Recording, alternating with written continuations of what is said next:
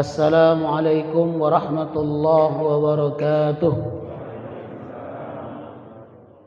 Bapak-bapak, ibu-ibu, jamaah sekalian yang dirahmati Allah, sebagaimana yang sudah kita bahas pada pertemuan yang lalu berkenaan dengan surat Al-Baqarah ayat 21 dan 22 bercerita tentang perintah Allah untuk kita mengenal siapa Tuhan yang telah menciptakan kita dan menciptakan manusia sebelum kita, agar kita beriman dan bertakwa kepada Tuhan yang telah menciptakan itu. Maka saya mohon maaf kalau pada pertemuan terakhir yang lalu kabarnya banyak yang pening dengar gini.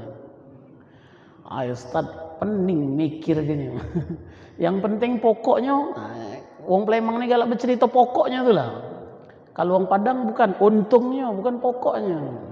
Makanya wong Palembang banyak dapat duit itu.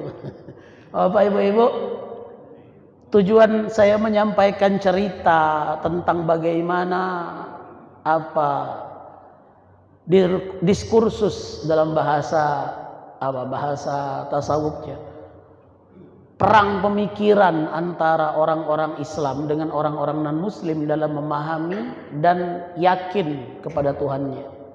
Tujuannya apa? Moga-moga ada manfaatnya. Namun kalaupun seandainya pecahnya rasanya dak katik manfaatnya, pokoknya akulah yakin Ustaz. Alhamdulillah. Ya, tidak perlu nak pakai logika, pokoknya aku yakin ada Tuhan. Ya, sudah selesai. Yang jadi masalah itu kadang-kadang ketika kita ditanya oleh orang lain untuk membuktikan keyakinan kita, itu kita yang bingung. Saudara kita, tetangga kita non-Muslim bertanya, di mana dalilnya Tuhan kamu itu? Ndak baca nak ngomong, pokoknya aku yakin.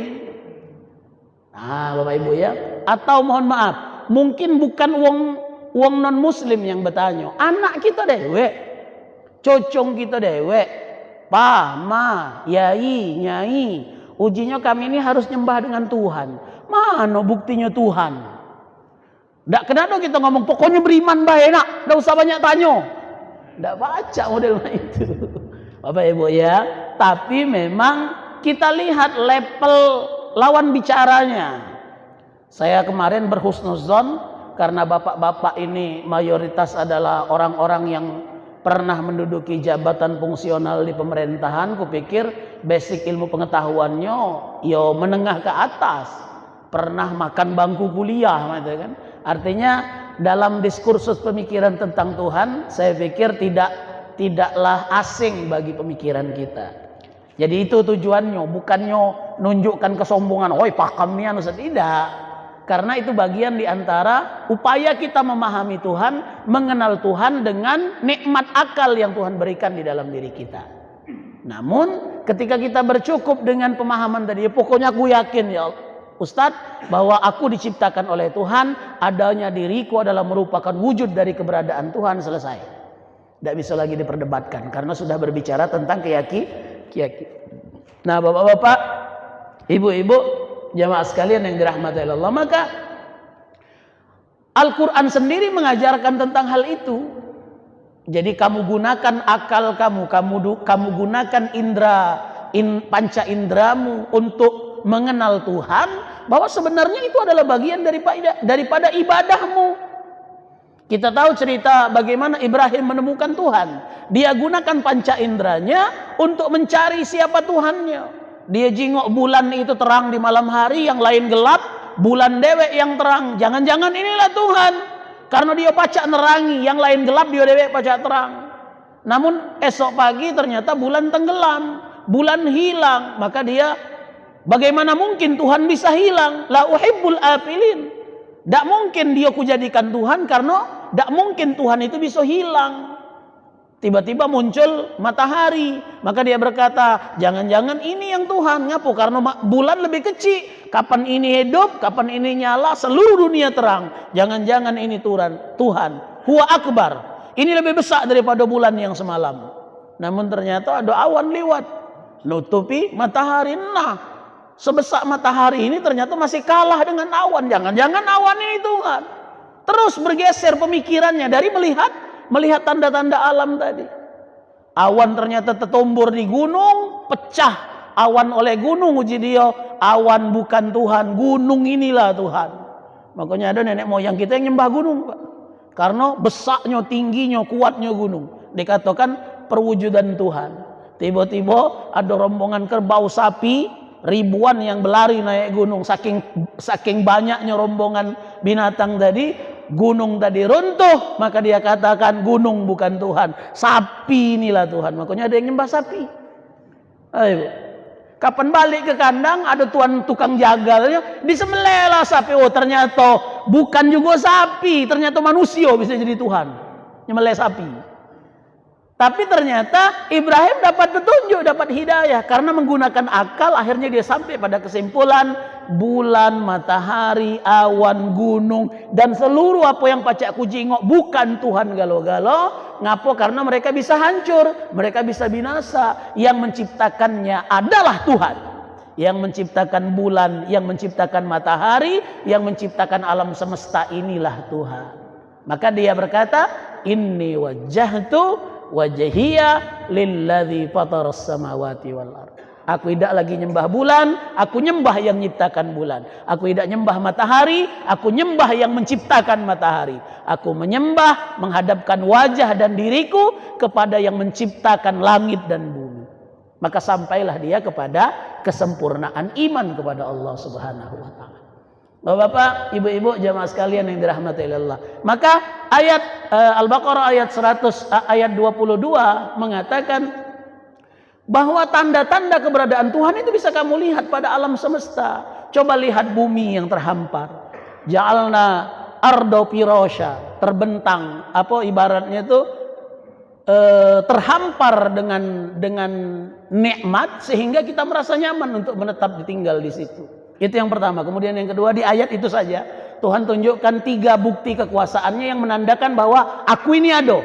Yang pertama, bumi diciptakan terhampar. Kemudian yang diciptakan langit, awan di atas kita ini sebagai rubahanah, sebagai dom, sebagai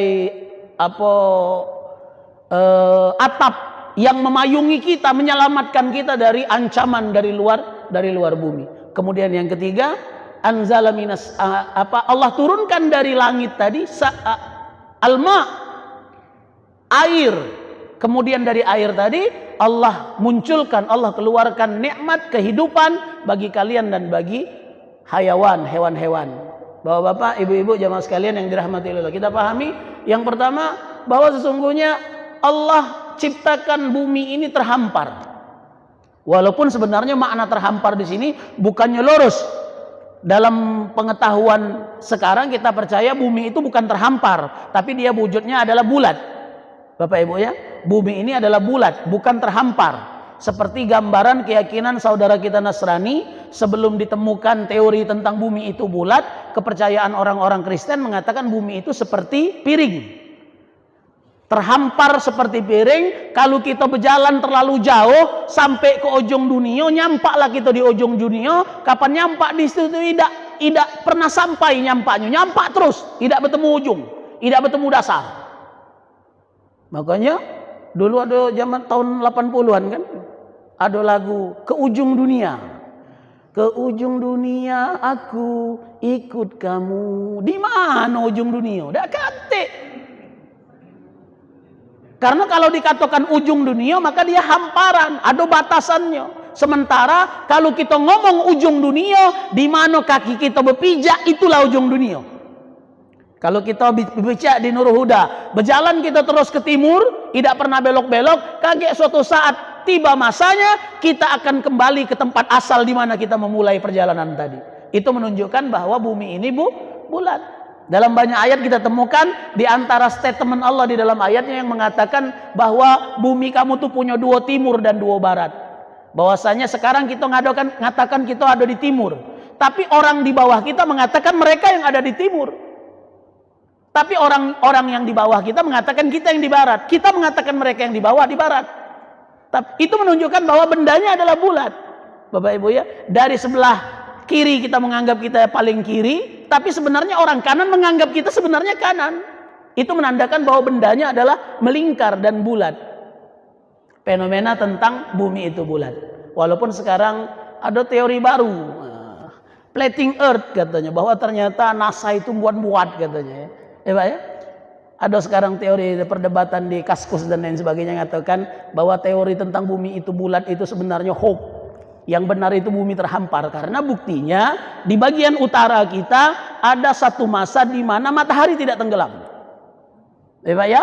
Di bumi kita yang paling utara, daerah kutub utara, daerah Norwegia itu di musim panas panjang siang harinya bisa 23 jam hampir. Ya Pak ya? Makanya uang di daerah Islandia, Finlandia, Norwegia atau yang tinggal orang-orang Eksimo di kutub utara itu puasanya beda dengan kita. Kalau dia mulai sahurnya dari terbit fajar, terbenam matahari, dia malamnya cuma sejam tidak sampai Pak. Ada satu masa yang matahari itu tidak tenggelam sama sekali. Kalau pas puasanya bulan itu mati dia puasa 24 jam. Besoklah bertemu siang pula. Maka orang-orang yang jumlah jamnya di atas 14-15 jam siang harinya biasanya mengikuti Mekah. Pecah contoh ya Inggris Pak ya, tahun kemarin Inggris itu lebih dari 20 jam siang harinya. Karena pas bulan puasa menjelang musim panas kan. Kemarin kan bulan apa? Bulan April. Bulan April atau bulan Mei kita puasanya kan. Maka itu masih di puncak musim panas. Maka siang harinya lebih dari 20 jam. Bapak Ibu. Maka kalau dia berpuasanya mulai dari sahur sampai terbenam matahari 20 jam. Malamnya cuma 4 jam. Makanya bapak-bapak, ibu-ibu, uang di sana ngomong selemak-lemak tempat tinggal itu di bumi Indonesia ini lah. Tidak terlalu cepat seperti bagian selatan, tidak juga terlalu lama seperti bagian utara. Jadi mohon maaf, kalau dalam astronomi bumi kita ini berputar di poros, tidak betul-betul simetris kan? Dia ini kan berputar seperti ini. Setengah tahun berputar seperti ini, kaget tahun berikutnya berputar seperti ini. Aku ini cerita berlebihan enggak cerita tentang astronomi. Kaget bapak-bapak, kaget sudah tuh ngadu lagi. Ay Ustadz ini cerita fisika, bukannya cerita tafsir. Tujuan aku ingin mengatakan bahwa nikmat yang Tuhan berikan kepada kita yang berada di garis katulistiwa ini tidak berlebihan, serba sedang. Maka ada yang mengatakan surga di dunia itu ada di bumi kita ini. Nah cuman kita ini kebanyakan tidak bersyukur, kurang mensyukuri nikmat Tuhan tadi. Akhirnya justru nikmat tadi dikuasai oleh orang lain, memperkaya diri mereka, sementara kita dewek mati di lumbung padi. Nauzubillah. Moga-moga anak-anak kita, cucung-cucung kita ke depan cerdas kalau Pak, agar mereka bisa mengemban amanah, memikul amanah, ngangkat surga yang ada di bumi Indonesia yang kita cintai ini. Bapak-bapak, ibu-ibu, kalau aku nanya dengan kamu, gambaran Al-Quran tentang surga itu mana? Taman yang indah, pohon-pohon tumbuh, ada batang pisang, ada batang kelapa, ada sungai yang mengalir tidak pernah kering. Di mana mendekati di Indonesia? Ada galau di Indonesia Pak. Sungai Musi itu, kamu pernah nyingok Sungai Musi itu kering? Tidak pernah Pak. Cuman kita tidak ngomong baik kalau Sungai Musi itu pangkalnya nyambung di surga. Kalau orang Mesir ngomong Sungai Nil dan Sungai Efrat itu dasarnya ujungnya ada di bumi tapi pangkalnya ada di surga. Kan ada hadis Nabi yang mengatakan ada 4 surga, ada 4 sungai di surga. 2 cuman ada di batas surga, 2 pangkalnya di surga, ujungnya sampai ke bumi. Itulah Sungai Nil dan Sungai Efrat. Katanya kalau Nil sudah kering, Efrat sudah kering, maka tanda kiamat sebentar lagi akan terjadi. Kabarnya Sungai Efrat sudah mulai kering kan? Jumlah kuantitas airnya memang sudah berkurang. Beberapa tahun yang lalu sudah mulai kelihatan dasar. Itu yang dikatakan oleh Ustaz Zulkarnain, itu tanda-tanda kiamat memang sudah nyata. Nah cuman kalau nak diceritakan taman-taman yang makanan buah-buahan, sayur mayur, dataran yang menghijau, adanya di bumi Indonesia. Jadi kalau orang Indonesia ditawa kau galak ada tinggal di surga. Di sana sungainya terang, jernih banyunya. Ala kejauhnya aku nak nyari surga. Balik ke pagar alam, lebih bening lagi banyunya. Lemak aku tinggal di sana. Dosun aku dewe ni ceto aku tinggal di sana. Uji wong pagar alam, mendiceritakan tentang surga seperti itu. Cuman kapan diceritakan bidadari yang cantiknya 1000 kali lipat dari wong rumah kamu, apa yuk jadi berangkat ke surga. Ngapa? Karena di dunia tidak bertemu dengan yang modelnya itu. Mendikatakan ada sungai, ada pohon segala macam, ada di dunia kita inilah. Bapak, ibu-ibu, nah balik ke cerita kita tadi. Al-Quran yang mengajarkan bahwa bumi itu terhampar luas menjadi nikmat bagi kita. Memang ada yang tinggal di pinggir pantai, dataran paling rendah di pinggir pantai. Kita ukuran tinggi rendah tempat itu kan diukur dari ketinggian pantai ya. Berapa tinggi dari laut. Maka pantai adalah tempat terendah. Ada yang lebih ke tengah lagi, bagian pedataran tanah keras seperti ladang, seperti kita tinggal di sini. Tapi ada yang tinggal di pojok, di gunung. Bapak-bapak, ibu-ibu, kita ditakdirkan Allah hidup di satu tempat. Awalnya tidak biasa, awalnya tidak nyaman. Kita biasa tinggal di laut, tahu-tahu pindah ke gunung, itu pacak sebulan tidak pacak tidur, Pak. Kapan malam kedinginan, pagi tidak pacak mandi, ngapa gemetar. Aku pernah nginap di pagar alam 40 hari dalam rangka dakwah dan buat kaligrafi sikok masjid. Jadi dari pertengahan puasa sampai selesai lebaran. Pacak kuhitung dengan jari, Bu. Selama 40 hari tinggal di sana, mungkin 5 atau 6 kali mandi pagi. Tidak pacak. Mungkin ada wong pagar alam di sini, daerah Tanjung Taring. Menuju ke Tanjung Sakti. Sebelum Tanjung Sakti di Sanagung dia masuk arah ke Bukit apa Candi Bukit Candi apa Candi Kaca, itulah bagian dalam, Bapak Ibu ya. Bagian masuk bagian lahat. Itu paling jam 11, jam 12 kecinguan matahari. Sudah tuh tutup mendung lagi, tutup awan lagi. Mana nak mandi gitu, ujung-ujungnya tidak mandi. Kapan balik ke Palembang pecah kalau bibir ini. Bapak Ibu, kalau kita pertama kali berpindah dari satu iklim, berpindah ke iklim yang berbeda, awalnya menolak badan gitu. Tapi bertahap Tuhan karuniakan mukjizat, badan kita ini beradaptasi dengan sendirinya. Pak ya, kalau kulit kita ini hitam, artinya nih kita tinggal di daerah Khatulistiwa. Tapi kapan kehitaman gino, itu daerah Afrika. Bapak Ibu ya, aduh galau nikmatnya warna kulit ini, Pak. Mengapa orang Eropa kulitnya lebih putih daripada kita? Karena mereka hidup di iklim yang dingin. Kalau kita ini, Pak, tinggal di daerah yang bersalju, ala kegancangnya kita mati kedinginan. Ngapa? Karena kulit kita tidak siap, pigmentasi yang ada di kulit kita ini tidak siap menghadapi cuaca dingin ekstrim yang ada di daerah Eropa itu. Maka warna kulit mereka cenderung lebih putih, pigmennya lebih sedikit. Ngapa pigmen kita tebal? Karena sinar matahari lebih banyak datang ke kulit kita. Agar jangan rusak, Tuhan ciptakanlah pigmen warna kulit ini untuk mengantisipasi warna sinar yang nyampak ke kulit kita. Ngapa wong Afrika lebih gelap kulitnya daripada kita? Karena sinar mataharinya lebih banyak daripada kita. Kalau wong Eropa suruh tinggal di Botswana, di Ethiopia, habis dia, hancur, jadi kanker kulitnya. Maka bapak-bapak, ibu-ibu, tidak usah gino protes dengan Allah. Ya Allah, ngapalah aku ini ditakdirkan lahir di Indonesia? Ngapa bukan dilahirkan di Madinah, baik? Biar aku ini masuk kelompok sahabat Nabi yang mati masuk surga, yang tempat asalnya tidak dimasuki Dajjal. Bapak-bapak, ibu-ibu, kita semua ditakdirkan oleh Allah di tempat terbaik. Maka saya katakan, kita tidak boleh minder menganggap bahwa kita ini manusia ketiga, makhluk ketiga, dunia ketiga. Jangan. Kita memiliki sejarah yang panjang, kita memiliki kebanggaan terhadap masa lalu. Tapi yang paling penting bukan cuma berbangga tentang masa lalu, tapi membangkitkan kembali kehebatan nenek moyang kita dulu. Dan tidak merasa minder. Kita ini kebanyakan, mohon maaf, dikatakan nyalahkan Belanda. Kelamuan Gino dijajah oleh Belanda 350 tahun, maka mental kita mental inlander katanya. Mental wong yang terjajah. Bukan bapak-bapak ibu, itu bukan mental penjajah itu, mental orang terjajah itu bukan sifat orang muslim. Orang muslim itu orang merdeka. Ketika mereka bertauhid, yang bisa memerintah mereka hanya Allah. Tidak ada yang lain yang bisa menaklukkan mereka. Maka semerdeka-merdekanya manusia dalam konteks proklamasi kita tahun ke-77 tahun Indonesia merdeka ini, Indonesia ini belum merdeka, Pak, secara nyata. Fisiknya baik merdeka, ekonomi kita terjajah, mental kita terjajah, pendidikan kita terjajah. Kita ngekor dengan Barat, kita ngekor dengan Arab Saudi, kita ngekor dengan negara-negara luar. padahal kita punya kelebihan.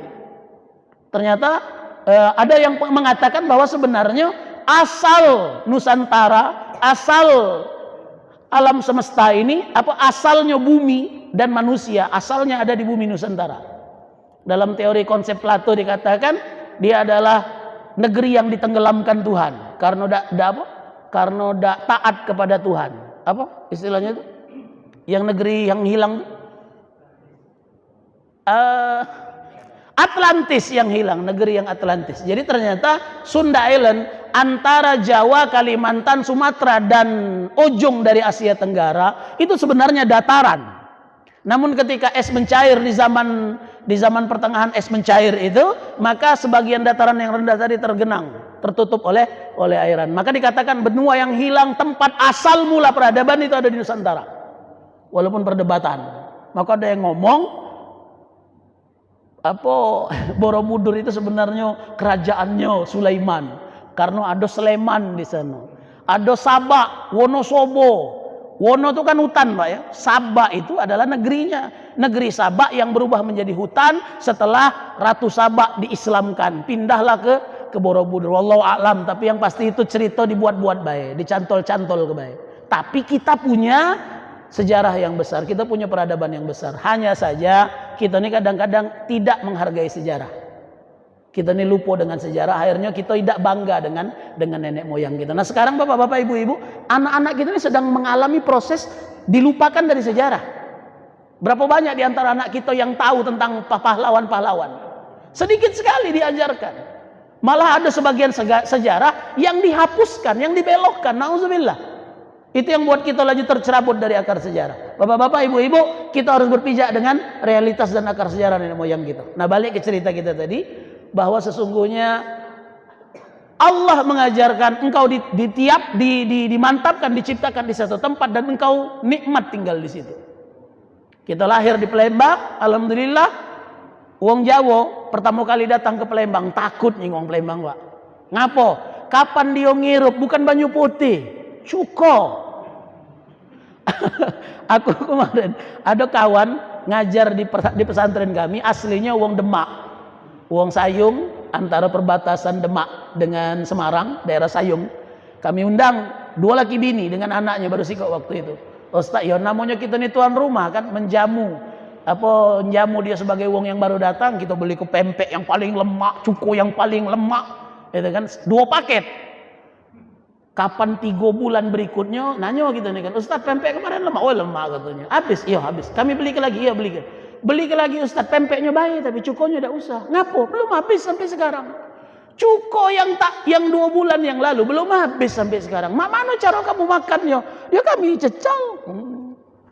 Woi, bukan mak itu jika kami makan pempek wong Palembang itu sikok nyengkam, sikok ngirup. Ay mati Ustaz katanya. Kami cecal model mak itu lagi pedasnya udah sampai ke perut katanya. Mak mana nak ngirup model mak itu. Nah, ini caranya ku ajari kan. 3 bulan berikutnya lancar lah dia lagi makan pempek dari gitu. Bapak Ibu. Jadi berbeda kalau kita datang ke Jogja. Tipikal orang Jogja manis makanannya. Maka kalau kita biasa makanan pedas, awalnya udah nyaman. Makan makanan Jogja itu ngapa? Cenderung manis. Tapi lah 5 tahun, 6 tahun kita tinggal di sana, kapan balik ke Palembang manis pula masakan kita.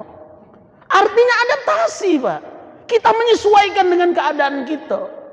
Bapak Ibu. Nah, itulah salah satu di antara tafsiran Allah jadikan bumi itu terhampar sehingga kamu nyaman untuk tinggal di situ, dan Allah ciptakan fasilitas sehingga kalian mampu beradaptasi. Kamu tinggal di laut, kamu bisa hidup di laut. Kamu tinggal di darat, kamu bisa hidup di darat. Kamu tinggal di gunung, kamu akan menyesuaikan diri untuk hidup di gunung. Kemudian setelah kita difasilitasi tinggal di daratan yang nyaman kita untuk tinggal di situ, Allah buat aman, langit di atas kita ini menjadi atap yang melindungi kita. Kalau dalam ilmu fisika, astronomi dikatakan, ada yang mengatakan 5, ada yang mengatakan 7 lapis. Kalau dulu dihafal ke Pak ya, 7 lapis atmosfer, 5 lapis atmosfer, dari stratosfer, parper segala macam, pokoknya ada 5 macam itu Pak. Dari yang paling rendah di mana kita hidup, berapa kilo ke pucuknya, berapa Sampai bagian terakhir tidak ada lagi udara di luar atmosfer, di mana kita tidak bisa hidup.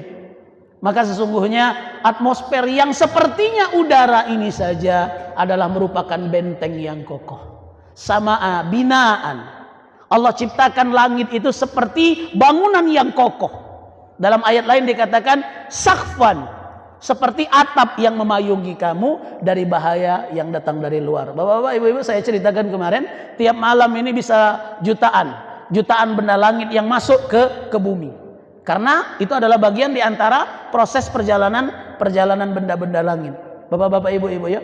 Tapi lebih banyak yang hancur dikikis oleh atmosfer bumi. Makanya bapak-bapak, ibu-ibu, ada wong yang nanya, ngapalah Ustaz, setiap kali kita menyediakan tempat, meskipun tempat itu tertutup, tersembunyi, kedap udara, debu masih ada di dalamnya. Bapak-bapak, ibu-ibu, benda yang kamu segel dengan benda apapun kamu segel, itu tetap ada debu di dalamnya. Itu namanya debu kosmik. Debu kosmik itu adalah meteor yang nyampak dari luar ke bumi kita, dihancurkan oleh atmosfer, dia menjadi debu. Nah, itu yang terserap ke dalam setiap tempat. Dalam ruangan kita sapu, Pak ya. Besok pagi, ya mohon maaf, kalau yang di pojok ini oke, di bawah ini nah ada debu. Di pojok ini oke karena dia nempel. Di bawah meja ini tetap ada debu kalau kita gosok. Nah, itu disebutnya debu kosmik. Nah, ini juga hikmah mengapa ketika kita tidak menemukan air, boleh diganti dengan tayamum. Karena dak katik tempat yang dak katik debu. Kan ada yang ngomong, Ustadz, kami ini semayang tayamum di kapal pakai di kapal tuh kan kita pakai tayamum kan? Ada dak debunya? Pak, Bu, mogol anak kamu sapu 3 kali sehari, debu tadi tetap ada di kelompok tadi. Hanya saja kita punya syarat, jangan sampai mustakmal. Yang sudah dipakai sekali, tidak boleh dulu dipakai. Sampai berlalu 24 jam baru bisa dipakai sekali lagi. Makanya kalau kita tayamum kan ngembek sikok di tempat. Untuk yang setelah muka, untuk untuk mengusap kedua tangan, tidak boleh di tempat yang sama, harus pindah. Menandakan begitu hebatnya Tuhan menakdirkan wudhu dengan air, dak katik wudhu diganti dengan tayamum. Nah, bercerita tentang atmosfer yang melindungi kita, sekarang terjadi penipisan ozon karena akibat efek rumah kaca, pembuangan H2O dan lain sebagainya, polusi udara dan lain sebagainya, ketidakmampuan kita mengendalikan nafsu kita sehingga membuat lapisan atmosfer ini sudah mulai berkurang. Maka ada dalam cerita dikatakan, wallahu alam benar tidaknya, semoga kita tidak berjumpa dengan masa itu, di mana lapisan ozon betul-betul terputus sehingga ada celah, matahari langsung bisa sampai ke kulit kita tanpa disaring oleh atmosfer. Bapak-bapak, ibu-ibu ya, kalau matahari itu langsung ke kulit kita, tidak disaring oleh atmosfer, pasti akan langsung terjadi kanker kulit. Ngapo kita masih aman? Karena masih ada atmosfer. Nah, kata dalam teori itu dikatakan kalau ozon sudah betul-betul putus sehingga matahari langsung mengenai kulit kita, maka tidak ada tempat kita bersembunyi dari penyakit kanker kulit. Orang-orang Eropa kalau dia datang ke Bali, Bapak Ibu, dak kate yang nak beli payung. Kalau kamu berjualan payung di sana rugi. Ngapo? Karena wong Eropa datang ke Bali nyari matahari. Kalau kita betedoh, dia sengaja berjemur diri. Uji dia, kalau kulit warna hitam itu tuh manis katanya. Unik. Jangan heran kamu, bujang-bujang hitam di Bali itu laku dengan gadis-gadis dari Eropa. Karena yang dicari itu justru, mohon maaf, ibu pernah nyengok turis, pernah ngobrol dekat dengan turis. Coba lihat permukaan kulitnya. Kan tidak manis memang. Putih tapi berbintik-bintik merah. Iya, di TV bae itu manis belaga itu, dipoles, pakai bedak, pakai gincu dan lain sebagainya. Dalam kenyataannya kulit orang Eropa tidak mulus mengkilat seperti kuning langsatnya gadis-gadis Indonesia. Harusnya orang Indonesia ini bangga. Ini ada artis Indonesia malu ngaku orang Indonesia, datang ke sana pecah-pecah orang Barat. Iya, artis Iko ini kamu tahu kan artisnya? Bahkan dia tidak ngaku orang Indonesia. Kami dari Asia, jadi dia. Ngaku membawa nama Indonesia, na'udzubillah, sampai sekarang tidak laku. Tahu kan kamu artisnya? Tidak tahu. Alhamdulillah, moga-moga kamu tidak tahu, jadi tidak sakit hati. Kalau aku sakit hati nian ketika dia menganggap remeh, karena dia memang peranaan, bukan Indonesia asli, peranaan China, dan dia membawa, dalam pendapat dia, kalau membawa Indonesia tidak laku nilai jual, tidak punya nilai jual, maka dia menganggap dari Asia Timur, dia mengatakan. Ujung-ujungnya masih tidak laku juga. Siapa? Siko lagi artis yang tinggal di Perancis, Anggun C. Sasmi. Tidak malu dia ngomong Indonesia. Kulitnya hitam tetap hitam, dia ngaku sebagai orang Jawa. Jadi artis nasional, kebanggaan wong Perancis. Ini baru nak belajar, malu ngaku sebagai orang Indonesia. Nauzubillah. Kita jangan mewariskan generasi yang malu nyebut diri sebagai anak keturunan Indonesia. Kalau Indonesia punya kejayaan, cuman lagi bobroknya model mak ini malu nian. Uji Taufik Ismail malu aku mengaku sebagai orang Indonesia. Karena ternyata orang-orang yang kita banggakan justru tidak membanggakan di hadapan kita. Kita berharap anak-anak keturunan kita kaget pacak mewarisi amanah, neruskan kepemimpinan Indonesia ini. Anak kita harus cerdas, Pak. Anak kita harus pintar. Anak kita harus sekolah tinggi-tinggi. Cukuplah kita yang tidak tamat SMP, tidak tamat SMA. Anak kita harus S2, S3. Ngapa? Kalau mereka tidak pintar, mereka akan digulung oleh zaman. Nah, balik ke cerita kita tadi, Allah ciptakan langit, Allah ciptakan bumi, Allah turunkan air, sama abinaan wa anzala minas sama'i ma. Allah turunkan dari langit tadi air, Allah berikan nikmat dari air. Bahwa Allah berikan nikmat dari kehidupan kita melalui air. Nikmat Allah yang paling nyata adalah melalui air. Nikmat yang paling nyata, maka orang-orang Madinah, orang-orang Mekah di zaman Rasulullah itu kalau hujan, buka baju mandi hujan. Rasulullah itu pemalu wong, paling pemalu wong. Tapi giliran hujan, buka baju Pak, mandi. Ibu-ibu, bapak-bapak, jangan karena cinta anak cocong kita dilarang mandi hujan. Ngapo badan kita nih kuat? Karena sejak kecil biasa mandi hujan. Biasa main bola, mandi hujan. Sambar petir, lantaklah dia, yang penting bukan aku. Terus main bola. Maka tidak takut dengan asma. Anak kita zaman sekarang jangankan dengan hujan, dengan debu lagi kita takut.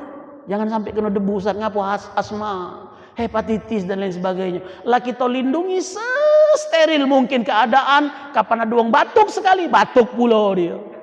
Ngapo? Karena mentalnya lemah.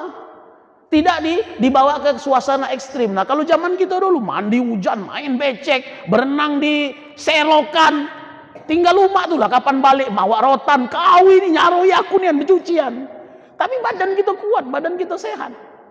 Ibu ya, bukan berarti saya mengajarkan mandi hujan. Sesekali coba aja anak kita mandi hujan. Ngapa? Karena kata Rasulullah, ya Rasulullah, mengapa engkau begitu senang saat hujan datang dan engkau buka baju mandi? Kata Rasulullah, hujan ini press from open. Baru saja dari genggaman tangan Tuhan. Baru dibuat oleh Tuhan dengan tangannya, dinyampakkan dari langit. Tak katik pemisahnya. Maka bapak-bapak, ibu-ibu, sesekali jangan pula takut dari rumah ke masjid kehujanan. Kalau pacak buka topi, biar basah kepala kita. Agar dapat berkah dari hujan. Datang ke masjid, beribadah, dapat ilmu, tambah dapat keberkahan ilmu. Insya Allah. Ibu pernah mandi, semayang? Bapak pernah sembayang kehujanan?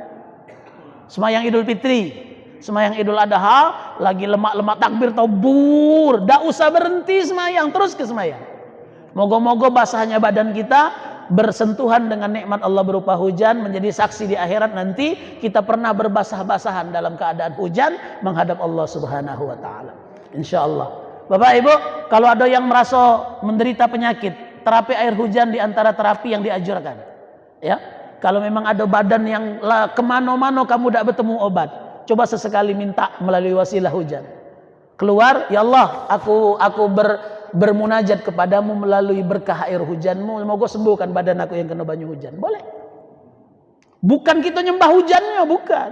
Tapi kata Rasulullah, hujan ini baru saja dipegang oleh Tuhannya. Baru bersentuhan dengan tangan Tuhannya. Dan langsung datang ke kita, tidak kata pembatas, langsung nyentuh dengan badan kita. Moga-moga datang kesembuhan. Bapak ibu-ibu, ya.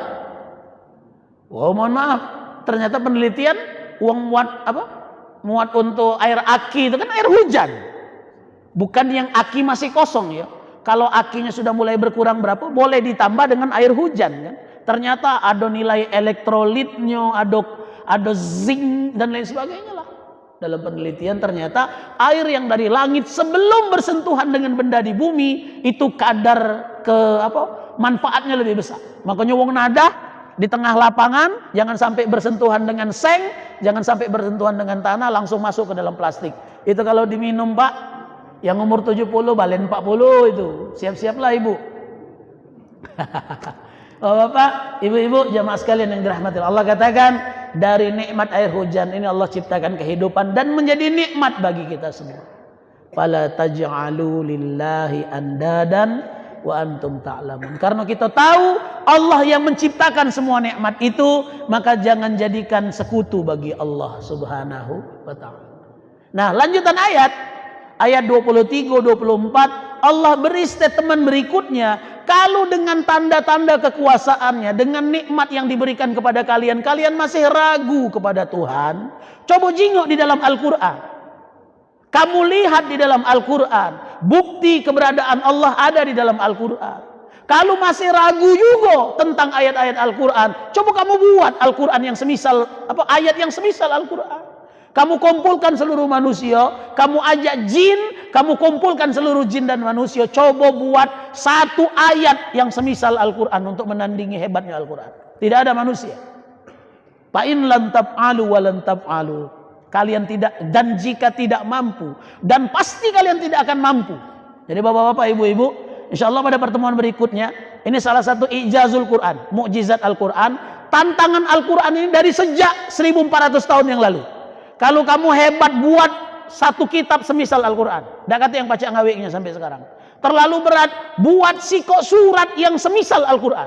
Terlalu berat sikok surat buat satu ayat yang semisal dengan ayat Al-Quran. Fa in lam taf'alu wa lan taf'alu. Allah katakan kamu tidak akan mampu membuat ayat yang semisal Al-Quran. Bukan berarti tidak kata yang nyobo, Pak. Banyak yang nyobo membuat ayat seperti Al-Quran. Musailamah Al-Kadzdzab buat ayat ad-dibda, kodok.